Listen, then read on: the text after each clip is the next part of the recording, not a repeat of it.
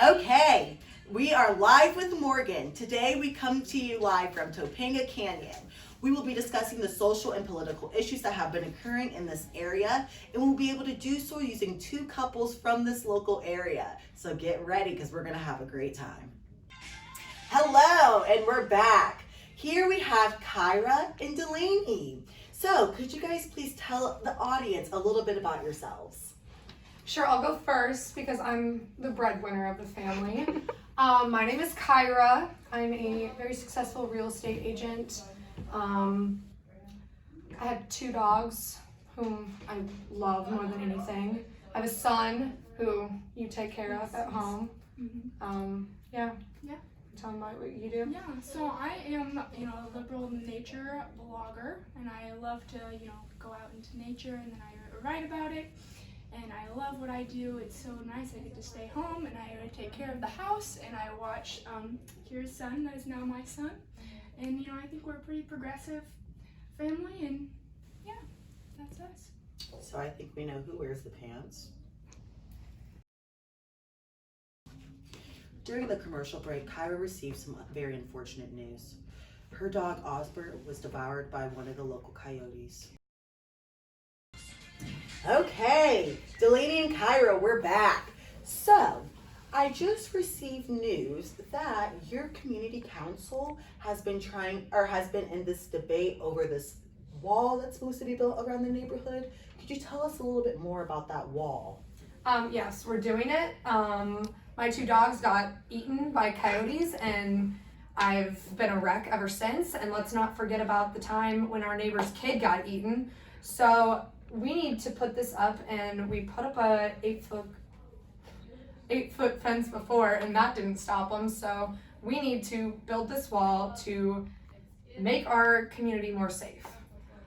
But I know your concerns, I know the community's concerns, but we didn't move to this community to be behind gates. We moved here for openness, and we moved here because we wanted to come and go as we please. And I don't want to live in a community that just excludes people because they don't have as fancy of a car as I do, or because they're not the same as me. It's about so much more than that, because my real estate business is at stake here. Have you seen the immigrants that have been lining up down the street? We need to keep our community in check and keep it safe here. And speaking of immigrants, Delaney, if you don't mind me asking, I heard there was an incident with a local immigrant. I was told that you may have hit this immigrant and tried to pay him off so that it didn't go any further legally wise. Tell me about that. Well, I really did as much as I could, and I really feel almost like the victim in this situation because I tried. He took $20, but he wouldn't let me do anything else for him, and it's really been weighing on me. So I think it's really having almost as much of an effect on me. It's been hard. so don't you think we need this wall to keep? Thinking about it now and thinking about the safety concerns, I think it might be the right thing to do. Interesting. Okay. So before we go ahead and introduce the next couple, I think it's really important to go over some of the key themes that I picked up on, and I know you all picked up on as well. So during Delaney and Kyra's conversation, we really got a glimpse of Delaney's implicit bias and hypocrisy. So for example, he hit an immigrant with his own car and paid this immigrant off with only $20, but had the nerve to say that he felt like he was the victim. And alongside this changed his viewpoint, and now all of a sudden he's in support of the wall because this immigrant is coming in and putting a threat on his life. And speaking of the wall, I think the wall really is a great symbol of what's going on in the world today, political wise. So this community wants to create this wall in order to keep certain individuals in and certain individuals out because they believe that immigrants are coming in and infringing on their livelihood. And an example of that is when Kyra had the nerve to say that the immigrants lining up on the street was bad for her real estate business. Can we believe that? So, Delaney and Kyra, we noted that implicit bias and hypocrisy. Welcome back, ladies and gentlemen. On the other side of the wall, the next couple we're going to have come up is Candido and America. Candido and America are an illegal immigrant couple, and they came from Mexico, and they're trying to make a living in Topanga Canyon. Unfortunately, they're having some hardships and they're currently residing in these bushes. So let's get started and meet this couple, ladies and gentlemen. Alrighty, ladies and gentlemen, we're back. After a long and tiring search in the canyon, we finally found Candido and America, and they're ready to tell us about themselves. Candido, America, we're ready to listen to your story. So my name is Candido. I'm a 33-year-old from a very small town in Mexico. I have come over the southern border multiple times and worked here. This time I bring my wife, America, with me. America, nice to meet you. Hi, nice to meet you. Like Candido said, my name's America. I actually grew up in the same village as him, and I'm 17 years old, and this is my first time in America. So, Candido, America, I have one question. So, I heard that you had already married America's sister prior to getting with America. Oh. That's true, but during one of the multiple times that I came over here to work for our village and to put her in a home, keep a roof over her head, she decided to go ahead and run away with someone else. Women, am I right?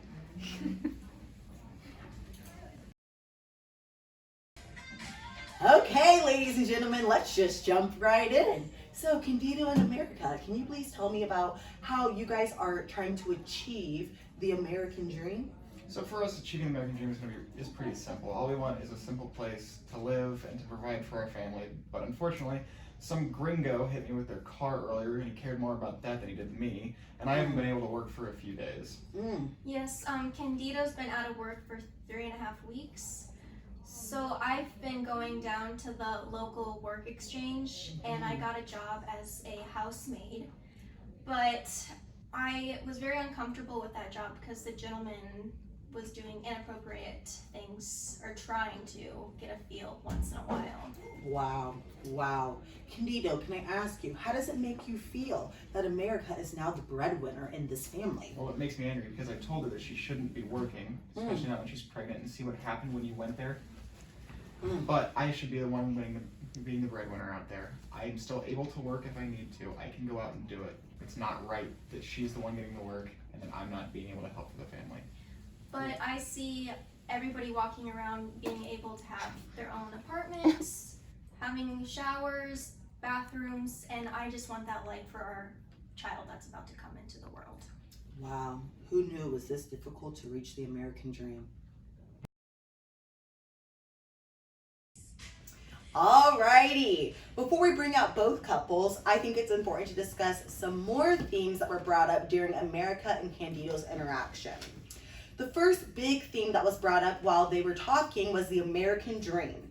And so what we noticed from America and Candido was to achieve the American dream, it was basically very difficult. So we saw that America and Candido struggled to get basic necessities such as food, clean drinking water, etc. However, we also saw that they kind of had this romanticized view of the American dream. They saw that even the poorest of the poor had a TV, had a car, had a roof over their head, and all they wanted was simple things such as a bathroom, an apartment that provided shelter, a brush, a dress, things like that. And going off of that, we also noted that gender roles played a huge part in their relationship. So when Candido got hit by that car, he was unable to work. So America went down to the work exchange and she was able to get work so that she could provide for herself, the baby, and Candido. However, that kind of upset Candido and it almost made him feel emasculated as well as kind of diminished his self-worth. He felt as if his role was to provide for America. So when America had to provide for him, we noted kind of some bigotry, some hatred coming out between the two.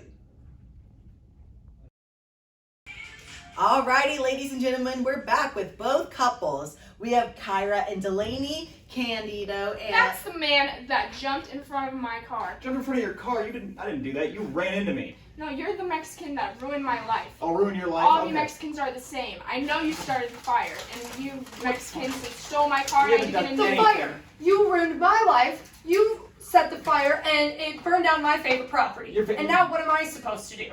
My property is We're gone. living in the forest. If anyone is a victim in this situation, I believe it's America. America, tell them what happened, honey. Well, I was just trying to provide for my family, and when I was on my way back home, I was attacked by two men who did inappropriate things to me. Well, we've been attacked by you Mexicans this whole time, and it just has impacted our lives, and That's why the wall is going up. That's why Yeah. it's going up.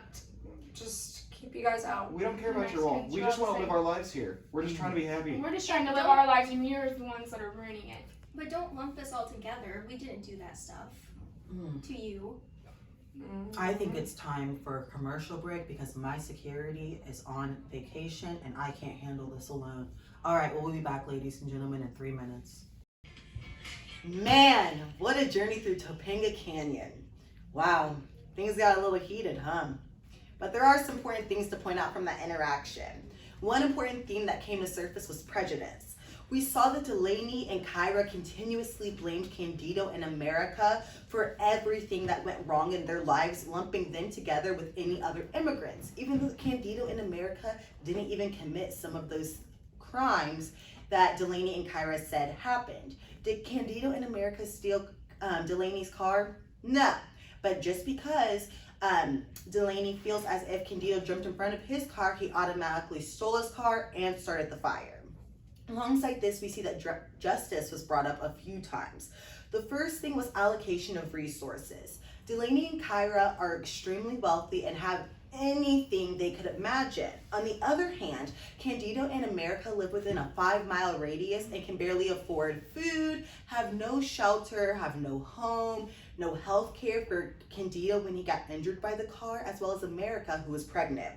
Alongside this, we see that social justice is displayed throughout this interaction.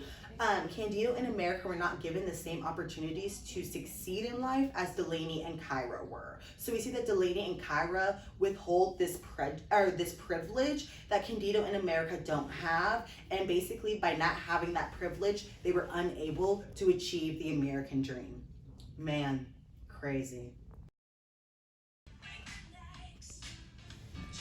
That concludes the in-studio portion. Now we're going to send it over to Jenna at the hospital to get a nurse's perspective on these social and political issues. Over to you, Jenna. Thanks, Morgan. Jenna here, live at the hospital with 4 nurses. So let's not waste any time. If you each want to tell me your name and what you took as the message for nursing from this experience. My name is Macy, and I took away the impact of cultural competence. And as we can see in the book, Candido was distrustful in the healthcare system and did not seek healthcare. So it's just important to be sensitive of others' cultures and how we can treat them. Hi, I'm Jade, and to build off Macy's point of cultural competence, it's important for us as nurses to talk to our patients. We're not going to understand what's going on with them unless we sit down and take the time to listen.